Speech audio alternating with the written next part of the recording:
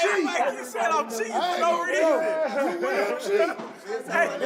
One day he will do. I don't care if it's ping pong, he gonna Right, get it. like how I'm If cheating. it's ping pong, he want the advantage in the paddles. I don't care about a paddle. You figure out how to win. I'm gonna win. Ain't no figure out. I'm gonna win. A hell of an experience. You get that type of knowledge, that type of IQ. I look up to Bud a lot. Honestly, he one of the realest dudes that I done met. He's still a normal person in his head. Like, he don't believe that he's above everyone else. That's how I feel about myself. You seen me around a lot. I don't know. Don't act like you ain't seen me around Them days. He said that I do. Bud, come on. Terence talking, I try not to talk back. I try to just listen and Straight boom. Straight shot. Like right here. The way of the right hand. He like a sponge. He soak up everything that he need to soak up, put it into his arsenal. Terence Crawford has reportedly been spending time in camp with Shakur Stevenson as Stevenson prepares for his matchup against Teofimo Lopez. Crawford has spoken highly of what he's seen, emphasizing how difficult Stevenson is to deal with once you're in a ring with him. He points to Shakur's sharp speed, defensive instincts, and high-level ring awareness as traits that constantly put opponents on the back foot. According to Crawford, it's the way Stevenson blends movement, timing, and intelligence that separates him from most fighters, forcing rivals to adjust again and again with little room for error. Seeing that level of control up close only reinforces how dangerous Stevenson can be against any opponent. are the people that don't go very far. You gotta always be a student. You gotta always be able to learn and pick up things from this person, that person. He's a work of art. Sky is the limit with Shakur. He got the boxing skills and the ability to, do whatever he wants in the ring. And it's gonna be very hard to beat Shakur, with the skills that he possesses and the smarts that he has, and given the opportunity, I think he can pose a great threat to. Terence Crawford speaks about Shakur Stevenson with genuine respect, almost like an older brother recognizing something special. He pushes back on the idea that Shakur is boring, explaining that people who say that aren't really understanding what they're watching.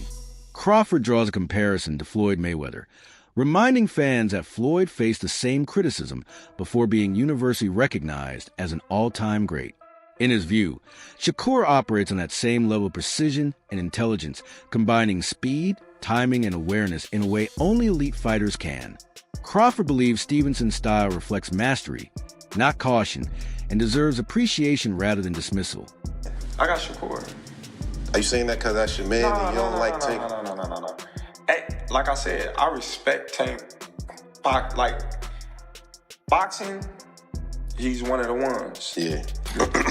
we gonna take his personality and personal things out of it. But boxing, he's definitely talented. Yeah. You know what I mean? And he's definitely got that it. And he's definitely respected in boxing. But Shakur is a different fighter. Shakur is different. People may call him boring. People may say he can't punch. But they say the same thing about Floyd. Because they defensive. Inside Shakur Stevenson's camp, Terence Crawford plays a hands-on role in sharpening his game, sharing small details and techniques picked up from years of elite competition.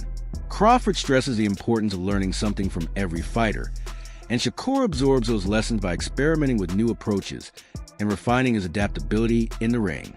The work goes beyond drills and sparring. Their time together builds a strong sense of trust and camaraderie, creating an environment that feels more like family than a typical training camp.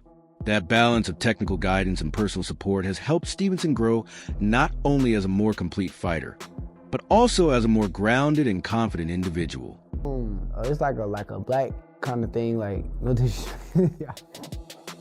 like when you go to cookouts and all your family be sitting there playing spades and Chris Algieri highlights why boxing needs elite fighters to face each other, even when the risk is high. In his view, true development only comes from testing yourself against the best, not from protecting a perfect record. He argues that losses don't erase talent or credibility. In many cases, they become the moments that force growth, sharpen strategy, and build mental toughness. Algieri points out that while avoiding dangerous opponents may keep a resume spotless, it does little to prove real ability or define a lasting legacy. What separates great fighters, he says, is the courage to accept difficult challenges and the way they respond when the pressure is highest and the margin for error is smallest. Health of boxing on this side of the world. You know, listen, there's nothing like the Garden. We've both fought there many times. I fought in the big room. There's nothing like the Garden. Just the vibe, like you said, champ, that's around that. And this fight is deserving to be here. It's that good of a fight. It's that big a fight, and especially like I said, like the health of American boxing. This is one of the best fights that can be made. And putting it in the Garden just makes too much sense. But the idea of the turmoil, the eyes on it, the spectacle, the circus.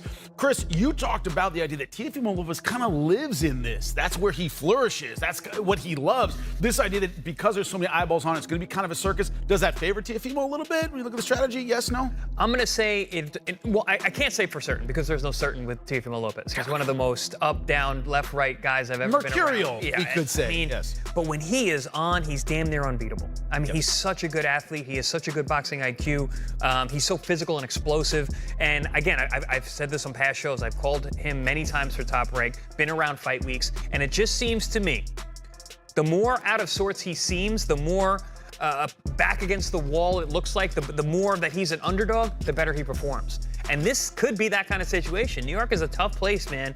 They're already gibbering, going back and forth, saying like, you know, he reps Brooklyn, but there's kind of questions about his Brooklyn roots. Can he really rep Brooklyn in the way that he says he can? So he's already getting that heat for that.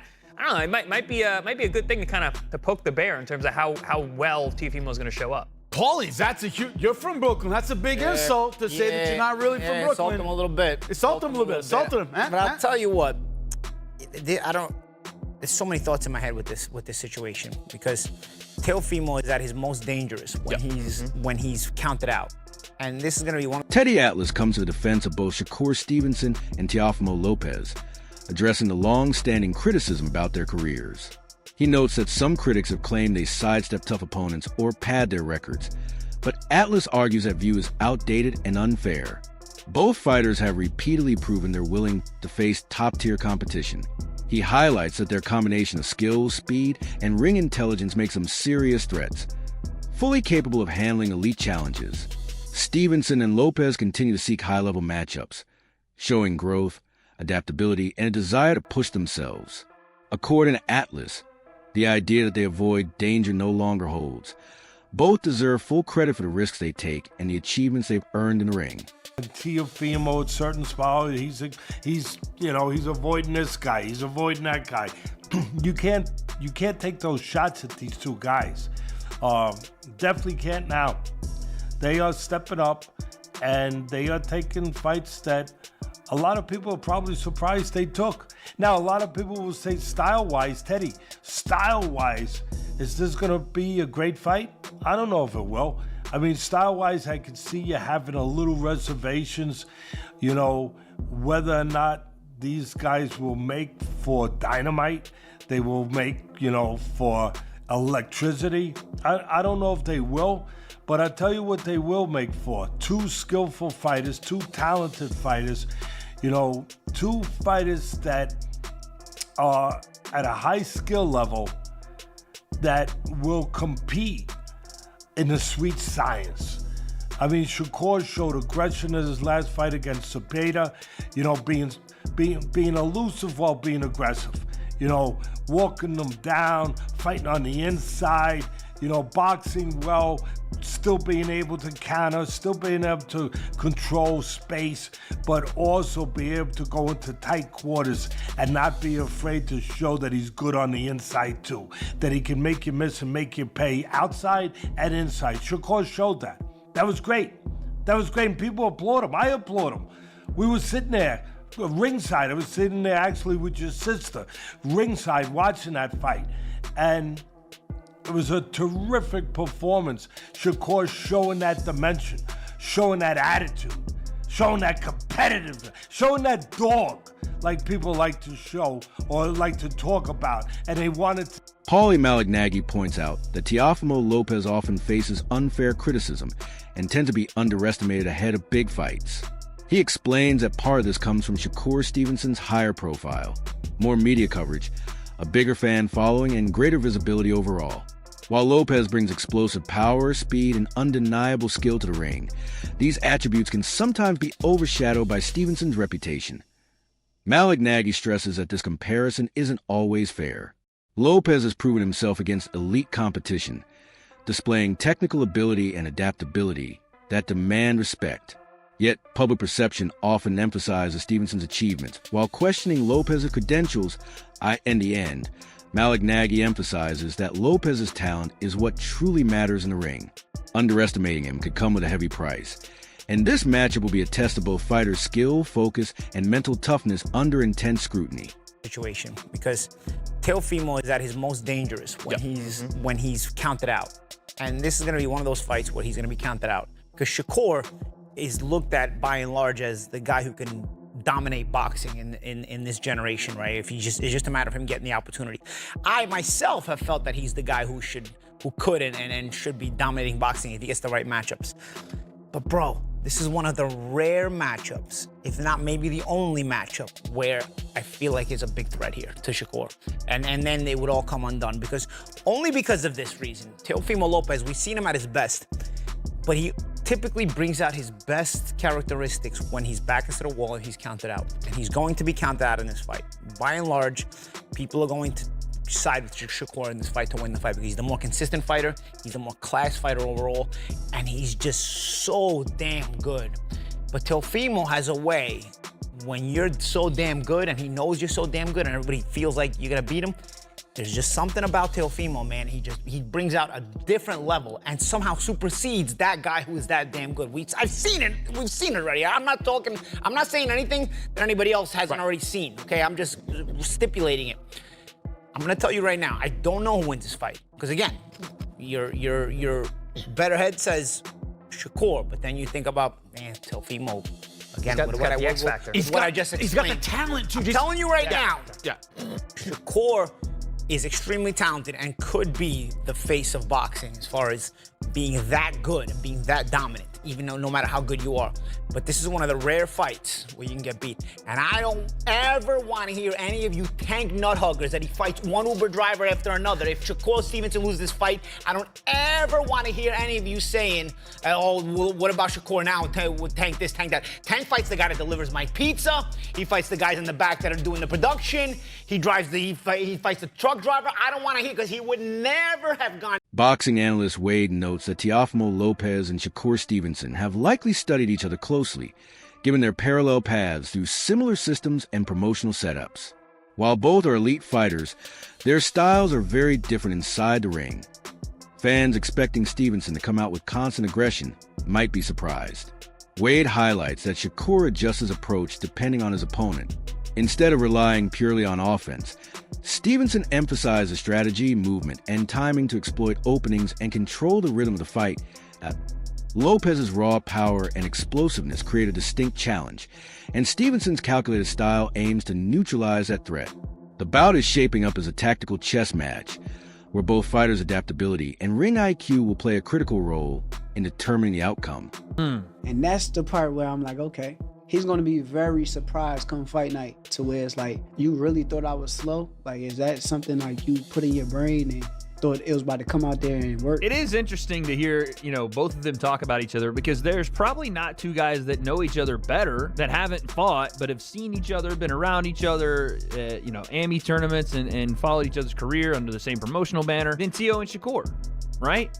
Outside of, again, sparring together, training together, that are about to fight each other, there's probably not guys that know how they operate better. So if Teo is saying, I'm going to go out there and make you quit, essentially break you and stop you, that's something we haven't seen anyone get close to even hurting Shakur, really. Like, people say the Williams-Zepeda fight, Zepeda hit him with the right hand and Shakur got wobbled, even though it was clearly slipped. I thought that was one of Shakur's better performances, because he dug down and bit down on his mouthpiece and said, I'm not just going to play the back foot and be slick and turn this into a very low output fight that I'll win because I'm just, he's better than Zepeda. But he went out there and dogged it out a little bit, and I respected him for it. I don't expect him to fight the same way versus Teofimo Lopez. I really don't. And I think people are looking at the Zepeda fight and going, yeah, that's Shakur we want. And I don't want to say he's going to disappoint people, but he will not fight that way with Tio. He won't. And Tio won't fight the same way William Zepeda did. They'll both be very measured. I think it'll be a very slow-paced, low-output fight. I could be wrong. I could be wrong. I could see maybe they go to war or something, but we're talking about styles making fights, and Tio's style, even if he's on his front foot, he doesn't commit to a lot of punches on the front foot, but he can fight that way. Shakur almost exclusively wants to go defense to offense versus leading the exchange. So I don't know. Not to say Shakur will be on the back foot the whole time. That's not necessarily how I see the fight going, but I don't know if this is going to be like a knockdown, drag him out type of thing. I think we're going to get a defensive, sweet science. Shakur Stevenson enters the ring known for his precision, tactical intelligence, and adaptability. His skill in controlling distance, reading opponents, and adjusting on the fly has consistently made him a tough challenge. In his upcoming fight against Teofimo Lopez, those attributes will be put to the test against Lopez's explosive power, speed, and aggressive approach, leaving fans and analysts eager to see how Stevenson navigates the matchup. Lamont Roach, who has closely followed Stevenson's career, emphasizes that this fight should not be seen as a chaotic brawl. Instead, it's a contest defined by calculated control and deliberate execution. Roach highlights Stevenson's ring mastery. His precise footwork, timing, and ability to anticipate attacks allow him to dictate tempo and flow. By maintaining composure and rhythm, Stevenson can open up chances for clean counters while minimizing risk. This strategy showcases not only physical ability but also intelligence, patience, and ring maturity, traits that set him apart from many opponents. Against Lopez, Stevenson's measured game plan and adaptability will likely shape the fight, making each movement intentional and every choice strategic. Okay, cool. But and doing that, and so I was always going to fight this year. He knew that too. I was always going to fight this year. It was going to be either like a tune-up or something before I fought him, if we were to get that together. So who do you think wins that fight between him and Teofimo Lopez if they fight? If they fight, I think Shakur wins. I think Shakur wins. And I don't think it's going to be like a super tough fight either. I think he just, his IQ will frustrate him. And, wow. Don't you think Tio has also good ring IQ and also is slick, fast? I think explosive? So, but when you look at Tio's performances against guys that are just pure boxers, it's just like he almost lost to Sandor Martin. Some people thought he lost to Sandor Martin. Who else? He did beat Loma, who's arguably at the time considered one of the best in the world. He did, and that was a hell of a performance too. A hell of a performance too.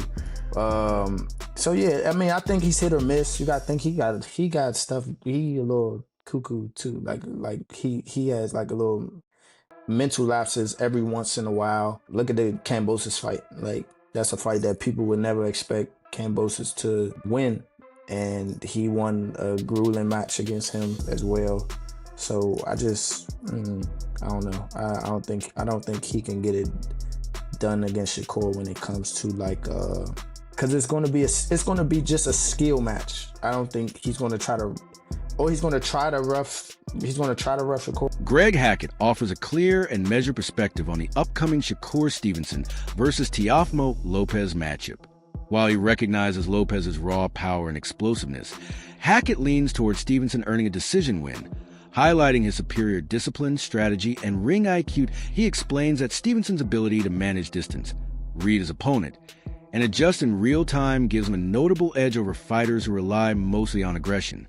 According to Hackett, success in the ring comes as much from timing and composure as from pure strength, and Stevenson demonstrates both consistently. Hackett also emphasizes Stevenson's defensive mastery and sharp counterpunching, which let him avoid unnecessary risks while gradually wearing opponents down. Overall, Hackett predicts a fight that will showcase Stevenson's control of pace and strategy, likely leading to a hard-fought decision victory over Lopez's explosive style. I think Shakur. Yeah, my first mind tells me Shakur, and I thought about it. Yeah, I'm picking Shakur by decision, but because this is fighting, anything can happen. You can't count Tio out. So there is thoughts sometimes that cross my brain, like, damn, what if Tio catch him like a little though? You know what I mean? And hurt him. Or what if he just out hustling? You know what I'm saying? I mean, it's a lot of shit that crossed my mind, but I still like Shakur for the dub. I like Shakur for the dub because he knows how to win. Like, he knows how to win. You know what I'm saying? And he's always prepared to win. So, and I think Shakur respects Tio to the point where he gonna train like he's never trained before, because this is a great fight for him. This is probably the best fight of his career up to date. Even though he's been in some great fights, this is probably the best opponent. You know what I mean? And Tio, same for Tio. So when it's like that, when you put Magic and Bird together. That wraps up today's breakdown. Make sure to stay tuned for more updates, and we'll see you in the next video.